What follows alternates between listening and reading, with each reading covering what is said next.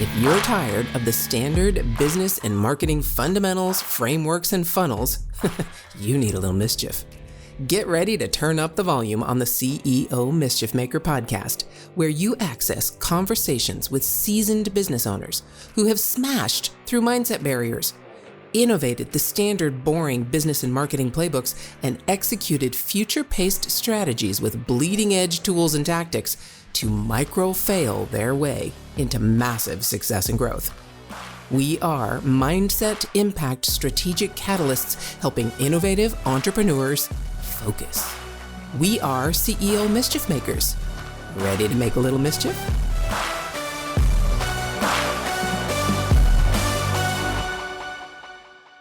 Hey, CEO Mischief Makers, welcome to Friday. Yes, we are here with the amazing Pablo Gonzalez. Welcome back to the conversation, sir. TGIF, baby. Let's go. Good to be here. All right. If you have not gone back to Monday and Wednesday's show, the first two episodes, you really need to do that because I'm telling you the details that Pablo went into in both the mindset shifts and the impact and innovation episodes are going to be a primer for what is to come in this episode. So today we get to talk about strategy and tactics. This is my favorite just because we get to get into the weeds and we get to get into details. And I love all three of these episodes, but we really want to make an impact. We really want to grow the things we want to grow. And the only way we can do that is to take the first two episodes and start making the rubber hit the road. So strategy. You talked in the last episode about the exact process that allows you to innovate the space of content creation using video and in-person events and allow people to create very engaged communities and grow business. How? What strategy are you using? Let's get into some. Obviously, I don't want you to give away all your wonderful secrets, or you can. It's totally up to you. But, tell us what. So if I've got a company and I'm going to either go to one of your events or go to an event and hire you to help set up a booth at this event to create content for me. I'm assuming that's how it goes. Is that right? Yeah. Absolutely. Okay. So then if I'm going to do that, what's your strategy for me to implement that content creation using video and all the things you do?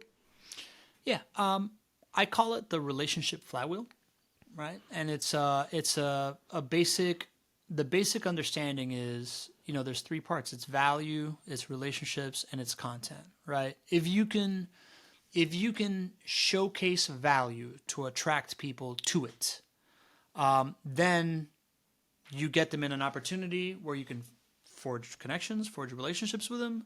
And if you're gathering the content as you are doing that and effectively editing, repurposing, and distributing that content, now anybody else that sees that flash of value and gets to see it again is like, oh, okay. This is real. I'm in for this value. I want to get there for this relationship building piece as well. And, you're making more content, better content, so on and so forth, right? So a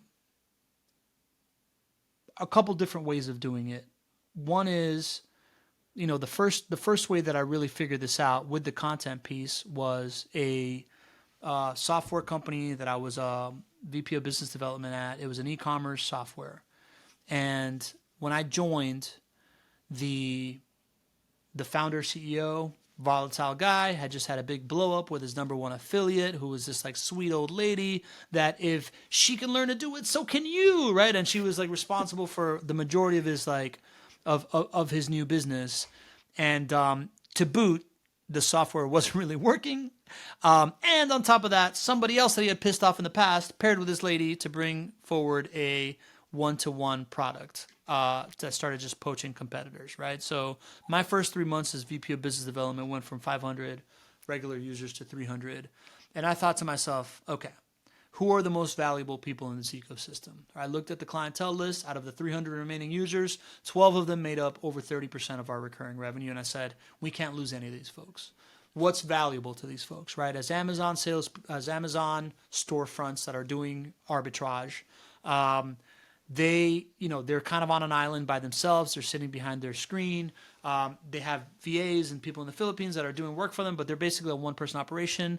They need to bounce ideas off of others. They want to learn from each other. They want to have community. So I went to them and I said, hey guys, I got an idea for you. We're going to just every 2 weeks, we're going to have a Zoom call where my partner and I are going to talk to you about things that we're learning within the software or things we're seeing in the ecosystem, or maybe we bring a guest speaker for a little bit, and then we're just going to have a powwow after that, a mastermind essentially, right? And what happened real quick was these people started showing up consistently because they could come, they would learn something, and then they would all talk about how much they hate Jeff Bezos and he's ruining their life, right? So like very quickly they all became friends. And very quickly, we started getting things that were like, my VAs keep quitting on me. Anybody have any advice? And like somebody gives them advice, and a month later, I'd get, oh my God, you saved my business with that advice. Thank you so much. We're like, this is gold. We started using that content as advertising the software. I was like, hey, showing that, oh my God, people are quitting on me. And then like fast forward a month later, you saved my business, and being like, we're so much more than a software. We're a community. Come take a free trial. Join our Facebook group. You join the Facebook group. You realize that there's a secret cool club at the top of the customer ecosystem, and you want to figure out how to get there, right? So completely solve churn and whatnot, right? So like the idea of in online events, you can show up periodically if you know what's valuable to people and you're showing up consistently, and people start to join. And once they're there, you're now able to work relationships in four different vectors, right? Like you have the vector of relationship that's host to guest. That's like a high value relationship that you really want to highlight, right? Somebody that you really want to put on your stage and elevate. You have host to audience, people that are there. You can be simultaneously building relationships with them by acknowledging that they're there, by learning their names, by like doing roll calls and like zany AM DJ stuff if you so care to, which I do because it really helps. Giving people ownership, right? Like letting them feel seen on the stage by hearing their name on it, by using their suggestions, stuff like that. And then when they ask questions, phrasing the questions like a warm introduction to the guest, right? So like whatever you ask, I'm going to say, like this question's from MKJ, who is a conversational designer. She's really into category design, and she's helping this like really interesting new software company. And her question is this. And what that's doing, it's like making you feel like I'm connecting you to this person of value that you came here to see. And to the person of value, I'm giving them extra context to give an even better response to make them look even better. Right? So like if you do that consistently, chop up the content the way that I'm saying and put it into the different channels, whether it's social media or ads, that stuff works great. The question that you asked was, at a live event, I'm going to go exhibit at a trade show. What we do is the average trade show booth is a fishbowl, right? Like you're standing in a booth, people are walking past you, you have this weird kind of like, oh my God, come talk to me, come don't. You're trying to make eye contact with everybody like a desperate guy at the bar, and they're just avoiding eye contact with you, looking at like what you're giving away to see if they want to take some home to give to their kids so they can throw it away later, but not really engage with you, right? So if we set up a podcast studio, we set up some lights, we set up a camera, we set up a microphone, and we figure out, again, what is a valuable conversation to have with people that you want to be connecting at this trade show. Now your sales team, first of all, people walking past are like, whoa, who's on TV? Like, what's going on here? They're stopping and looking in, not just looking at your desk for what squishy toy you're giving out. At that point, your salespeople can engage. If they say something interesting, they're like, oh, that's really interesting. You should talk to my CEO. You should talk to my subject matter expert. We're doing the thought leaders of Exhibitor Live podcast about the future of event marketing. I think that'd be a really good story for it. You're now pulling them into an experience where they're having this conversation, they're feeling seen, you're creating the content, we're taking pictures of them while they're there, so it looks like they were just on TV. When they come off, they're like, oh yeah, let me text this to you so that you have this picture to show on screen. We have a team in the Philippines that turns that 15-minute interview into a 1.5-minute sizzle reel. Salesperson follows up with a number that we got the day before with, we made this for you, go ahead and post this on LinkedIn if you so like. Everybody wants to do that to show that they were highlighted as a thought leader at their conference. So now you're winning the trade show online and in person. And in 2 weeks, you're not following up like, I scanned your badge, let me send you a catalog. You're following up like, hey, we're going to release this thing on YouTube. Let's get together so we know how to like talk about this, right? So in person or online, same formula. You got to figure out what's valuable to them. You got to design a conversation around things that interest them, that are going to help them if they talk about it. Once you're in that scenario where you're recording the content, co-creating with them, you are building the relationship and you're nurturing it, right? Like you are helping them feel seen. You're letting them know that you're promoting them. And then when you make the content, it becomes this like, really like, hey man, we're really putting your value at maximum shareability level, and that makes everybody else want to be a part of it, so the flywheel spins. Absolutely. Abso-flippin-lutely.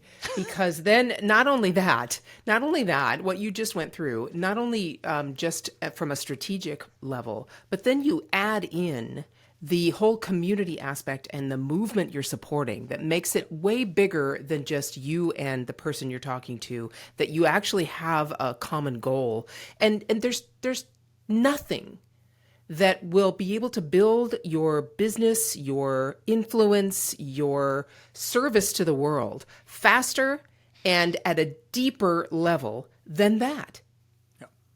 And if you want your business to be around in 5 years, and you wanted to have an opportunity to go beyond you, whether you're talking about building a legacy business or selling, whatever you're talking about, that's how you do it.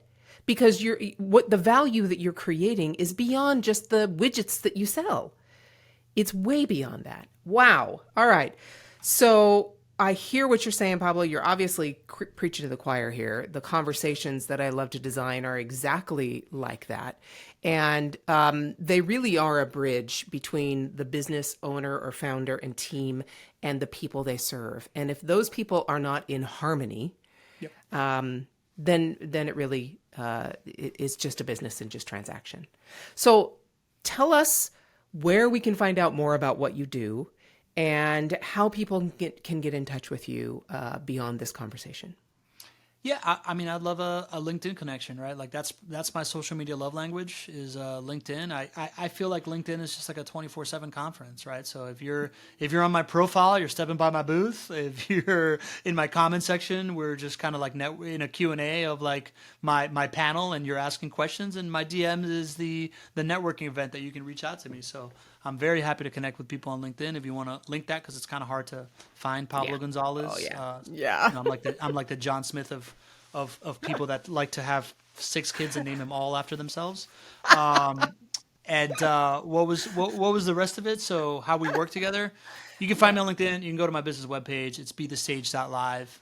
That's got some details on the relationship flywheel and the different ways that we apply it, whether it's an online talk show or whether it's a trade show booth podcast. But many ways to skin this cat. The bottom line is just, do you want to promote yourself through the people that you have helped, or do you want to go tell people how great you are?